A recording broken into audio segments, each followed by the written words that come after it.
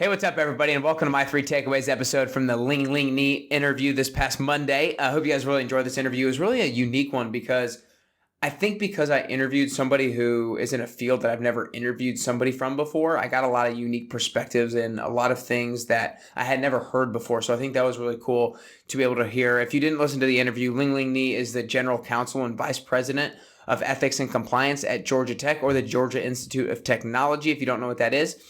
And she basically had spent some time in the public sector. She had spent 7 years in the private sector, and now she's spent about a little over a year at Georgia Tech, where they had just experienced a scandal where some high-level officials had to be fired because of lack of compliance. And so she was brought in to be kind of the new face of leadership in that arena for the school. So she really has taken on a big role, and we talked a lot about that newness for her and kind of what her challenges were and how she's been able to kind of face those. So make sure you go back and listen to the interview. Make sure you subscribe to the podcast. If this is your first time here, welcome. I'm so stoked that you're here. Make sure you go to nickcarrier.com/podcast.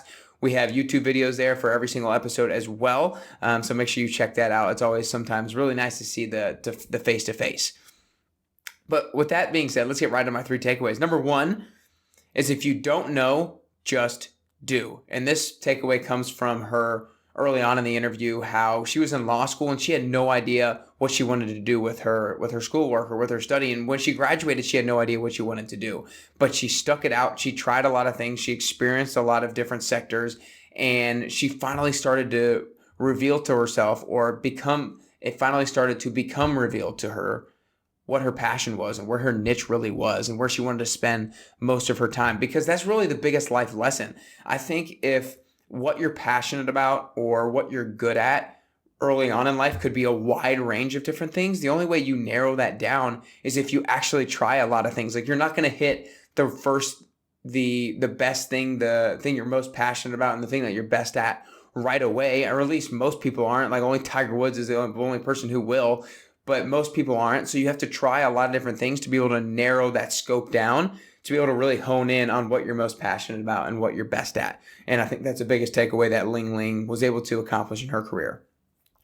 Takeaway number 2 is, don't always follow the norm. And so I mentioned to you guys that she was brought into Georgia Tech about a year and a half ago, and I asked her, what was the biggest challenge in going into Georgia Tech in a leadership position, having never even been affiliated with the organization or the school before, compared to somebody who was maybe already with the school and just got promoted to that position. And she said that one of the advantages was that she didn't know what she didn't know. And meaning this, she was not familiar with how things were handled in the past from a leadership perspective. And so because she didn't know that, she kind of created her own path in how she handled situations and how she dealt with people. And she said that a lot of her peers and a lot of her people around her really accepted that with open arms. They were like, this is kind of a breath of fresh air. This is a unique perspective that we can get behind. So be willing to break some of the norms, some of the traditions that are always done in the organization. And sometimes it could be criticized. Sometimes you might fail, but you never know when people might actually really support you and might see that as a breath of fresh air. I think if you just go in with the right intentions and you communicate those intentions beforehand, that's the most important thing. Takeaway number 3 is, when making a decision, take a step back. And I got this takeaway because she talked about how she made a really important career decision by taking a step back and gaining perspective on herself as a whole, trying to figure out what she actually likes, what she doesn't like, what she does enjoy, and what she doesn't enjoy. When she was making a career decision, she had the advice from a mentor to get out a sheet of paper and just write down things she likes, write down things she doesn't like, having nothing to do with the actual job. And after she did that, she said, overlay that on the 2 different job descriptions that you're trying to decide between. And then after that, it became super obvious. The couple of things that she mentioned real quick was that she does not like tight spaces. She likes open spaces, and she doesn't like cold weather. She likes warm weather. And the 2 different decisions or job decisions that she was making was between a job in New York City and a job in Atlanta. And obviously, if you know anything about those cities, Atlanta was the clear pick for her.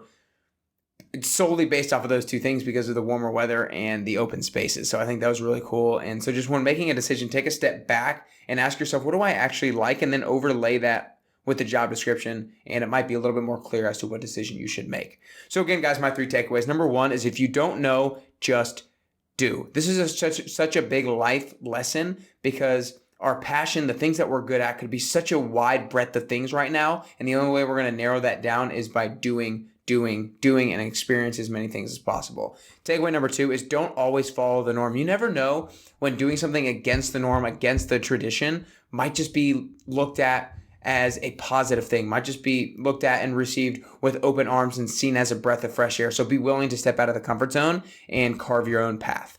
Takeaway number 3 is when making a decision, take a step back. Sometimes we can get so zoned in on the nitpicky details of each of the 2 things that we could decide between that we forget to take a step back and gain perspective on who we really are and what we really do truly enjoy. And if we do that, we write some things down and overlay it, I think that our decision could become a lot more clear to us.